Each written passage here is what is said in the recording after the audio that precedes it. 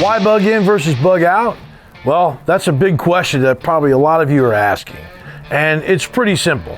Most of society, they're not going to be ready to go bug out and live way out there in the wilderness. It takes a certain mindset, tenacity, skill set, and endurance to live out in the wild for an extended period of time, even if you do have caches and some supplies and gear to do it with. Bugging in, most of society, they have a home. You'll have general supplies there. Physically, you'll feel safe at your home, as well as mentally. It's psychologically a better starting point. And that way, you have all your things you need and you decide to bug in at home and you can start making your plan. While you're bugged in, you start working on your defenses and your plans to stay there for as long as you're going to have to. And when the time comes, everyone's situation is going to be different. For you to get out of Dodge, you'll be ready.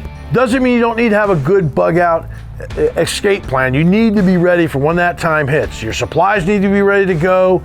Everybody that's with you, your loved ones, your friends that are going to be with you, everyone needs to know the plan, but there's a lot of complications with bugging out. You have to have routes planned. You need to know where you're going. Is where you're going set up and established? How many days is it going to take to get to that place? Do you have the fuel?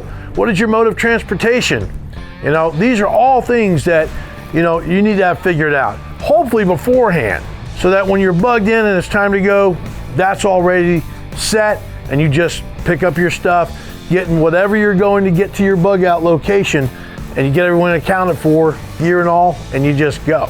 Along with bugging out, there's a lot of things to consider. You may have a full kit, bug out bag, weapons, all the things you need to get out at Dodge for 3, 4, 5 days. But what about those that are with you? Your loved ones, your wife, your girlfriend, your kids. What do they have? Do they each have their own bag? Do they know what to grab? There's a lot of planning that goes into bugging out. And when you bug in, you can have all your things set up already. No matter what size domicile you're in, you can figure out amazing out-of-the-box ways to be ready. From shelving, closet space, your basement, you can get organized. You can have stuff to sit on for a good while. Because when you head out there, once you run out of the supplies you brought with you, what are you going to do then? Hunting for food is not as easy as it seems, even if you do have a rifle or a bow. So bugging in is a better ideal solution for most people. Just got to make sure, how do you protect your items that are in your home? How do you protect yourself? And everybody needs to know and understand exactly what you're doing there. While you're bugging in, you can have your water sources all figured out. You can store water, whether you're collecting rain or your other systems in 55-gallon drums, or you're storing water on the shelf with good shelf life.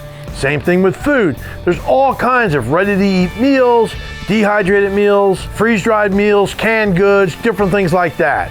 And you need to have a plan for all this stuff because you need to rotate it depending on its shelf life, when you're going to eat it. Perishables are going to go quick. What happens when civil unrest going on and all the stores are being looted, there's a shortage of fuel supplies, the trucks aren't coming into town anymore. Now you're going to have to really ration out what you have, and you're going to need to have a plan for it for everyone that's with you. Ammunitions, the list go on and on about bugging in and things you need to take care of. Survival, we always talk about the core 4. Shelter, fire, water, and food. And in your home, you already have your shelter. It's the other things you really got to start looking after. And never forget your medical, prescription drugs, those things, they're all things that you need to think about when you're bugging in.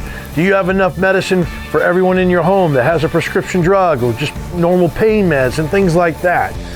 Communications. What's your source of energy? Do you have solar panels to keep going? Do you have a generator? How are you going to keep energizing the items you have to get news, for instance, like CBs, ham radio, but just having a good emergency radio on hand, one that either has a crank system or recharges the battery or a solar generator, so you can get some kind of news to what's going on in the world. That's also going to be very critical for you from bugging in to heading out and bugging out of your situation.